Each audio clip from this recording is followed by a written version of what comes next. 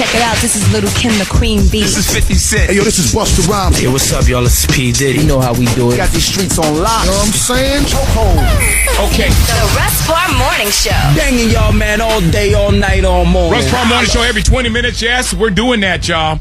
$100. We call it STEM You Russ. Okay? That's a good thing. Anyway, yes, we're talking about police officers. You know, that we saw that footage of a young kid getting thrown down in a McDonald's. Right. And I was asking, what are the trigger words for police officers? You know, what are those words that allows you to put your hands on somebody? Let me see. Anonymous in D.C., how you doing? I'm fine. How you doing? Are you a police officer? No, I'm not. I just called because I had a similar incident at a McDonald's where there were 4 police officers and it was crowded, and I walked up to them and I was trying to get some ketchup from the counter, and I said, "Excuse me," and all the officers except for one moved. The other guy looks at me, the one that was right in my way, looks at me and says, "What do you want me to do?" I was like, "I want to get around you," and he gives me a whole bunch of nonsense. Because I asked him to politely get out of my way. And, I mean, we broke out to a huge argument. And actually, the other police officers grabbed him because he really wanted to physically have an altercation with me. The other officers grabbed him and told him he was wrong and took him out of the McDonald's. Yeah, here's the problem. Is like debating on somebody with a gun is not something I would advise. You're lucky. But at the same time is that if you're winning that argument, you're losing. Okay? Yeah. You're having a debate with somebody that has a weapon and has a right to arrest you. Right. You know, so why put yourself in that predicament? I understand that, you know, you felt that you were being disrespected, but at the same time, man, I'm not hollering at a cat that got a gun that is trying to bait me. Yeah, but at the same time, I politely... I understand that. I understand that. But at some point, you got a family, don't you? True that, yeah. You're going to have some knucklehead that got a badge and a gun, because there's some knuckleheads there. All right, that takes you out over you trying to get him to move out your way. Man, who wants to be at your funeral for that? You hear what I'm saying? Look, dog, I got much respect for what you said, but I'm just saying, I'm not trying to put you down. I'm just saying, man, think with a clearer head, man. I'm not doing that with people like that. I'm not doing it. Nah. He was trying to bait you, man. And, you know, I remember Soup was telling a story about how dudes were trying to get you to come out of your yard. Oh, yeah, definitely. Yeah, trying to set you up to come out of your yard. But Soup knows the law. Get off private property, huh? No. Yeah, get you off private property, man. It's like, I'm not giving you that opportunity. And they know. Let me tell you how bad he wanted to bait me, though. He was sitting there yelling at me, "I got your heart. I got your heart. Let's take this outside." I'm like, dude, I'm not crazy. You guys are going to bounce me all up and down this block. I'm not stupid. Yeah, I hear you.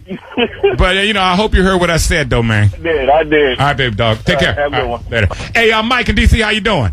Hey, how you doing, Russ? How y'all guys doing? All right, your comment. Hey, listen, man. I watched the footage on CNN. One of the key things that one of the kids told the officers, he said, "Listen, I don't think you have the right to just throw us out of the restaurant." And I think that really set the cop off because he said, "Well, watch me." But one of the points I wanted to make was I really appreciate the power of social media.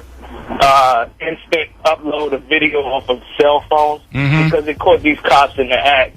And it was almost like it was instant access to the networks like CNN, whatever news channel. So I really appreciate the power of social media. And you know what? And these cops should know all this by now. But you know what? In defense of all the good cops out there, it is an extremely stressful job. There are good cops that are getting cussed out every day, you know, that don't deserve it. But, you know, after a while, it takes its toll on you. I get that. But I bet you if you look at some of these cops that are, like, baiting people, I bet you if there's somebody that was constantly recording these guys, you'll see that they've done it more than 2 or 3 times. This is just part of their nature. Absolutely. I appreciate you guys taking my call. No doubt, man. Take care. Ashby in North Carolina, how you doing? What's good, boss? All right, man. Talk to me. You know what I'm saying? Y'all talking about the police and whatnot. I've been passing out flyers. If y'all gotten a flyer, you know what I'm saying, it's got the NAACP.org. If y'all having a problem, y'all need to go ahead and report your case now. I'm only 21. I'm out here trying to make a difference with this because I'm tired of being harassed in Johnson County. I'm tired of being harassed in Wake County. I'm tired of being harassed in every county, period. So if we don't do something now, nothing's going to change. Like, it's up to us. When I say us, I'm 21. So if you in my generation and you hear me, then y'all need to do what y'all got to do to make it change. Because if not, then it's going to keep happening. 2010, and we still got racism. It needs to stop now, man. Yeah, I hear you. I think it's brutality, and I think it's a number of things. Personality disorders, the whole nine. It happens to police officers, too. Yeah, we'll take more of your phone calls in a second. Go ahead. I'm sorry. No, I was just saying they become desensitized sometimes. Right, right. But, there's sometimes just looking for a beef, too, so that could be an issue. Talking about police brutality, and once again, I want to say I'm a strong supporter of the men and women in blue. I mean, I think it's a thankless job. You don't get paid enough to do what you do. And I think it's unfortunate you have a couple of rogue people that make it look bad for everybody. I'm not down with that, but at the same time, man, I've been a victim of it. I've seen it happen. John in Baltimore, how you doing? Hey, what's going on, Russ? This is Woods in B-More. Hey, Woods, how you doing? My bad. Go ahead. Well, I got to play devil's advocate because this happened to me. I have to play devil's advocate. Some people going to agree, some people going to disagree. Well, listen, I'm in a car up Park Ice, right? Mm-hmm. Okay, it's two little boys in there. They're about 14, 15 years old. They're in that cussing. They don't bother me. An elderly lady comes in, and one of the boys tells the other boy, hey, man, stop cussing because there's a lady right there. He tells the lady, F you. Now, if I would have grabbed a little boy, which I wanted to do, by his neck, and started slapping him, somebody came in with a camera, they'd have recorded it, then I'd have been looking bad. You get my point, what I'm trying to say? I get that. You're going to get provoked. If you're a police officer, there are going to be people going to try you. I get that. In certain cases. But Woods, you got to understand, man, that comes with the territory. That was the job. Sometimes you just run into that cop who just had a bad day. Exactly. Candace in Naptown.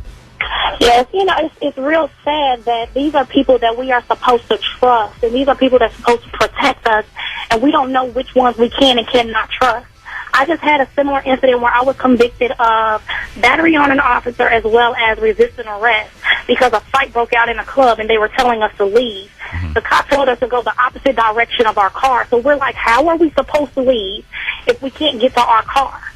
He grabbed me, he snatched me like a rag doll and punched me in my face and then put me in handcuffs. All because we asked, how can we get to our car and leave like y'all telling us to leave if you're telling us to go the opposite direction? And how did you say it to him? I did cuss. I said, how in the hell? Okay, all right. So you got to tell the whole story. Because you baited him. You baited him. I don't understand how that still does not give him the right to punch me. I understand it does not give him the right to but what if he pulled out his gun and shot you?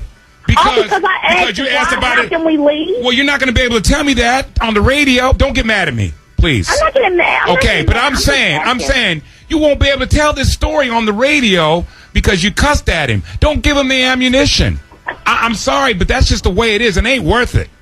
It ain't worth it. I don't want any young lady out there listening right now to the radio going like, hey, he disrespected me, so yeah, I did cuss at him. Because you're just giving him an opportunity to take your life.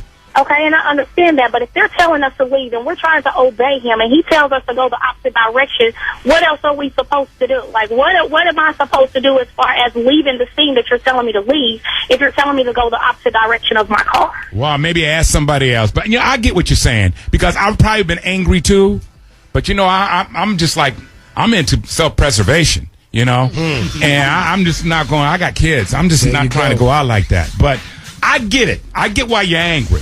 I wish it didn't happen, but it did. But Candace, I appreciate it, though, sweetheart. Thank you. Bye-bye.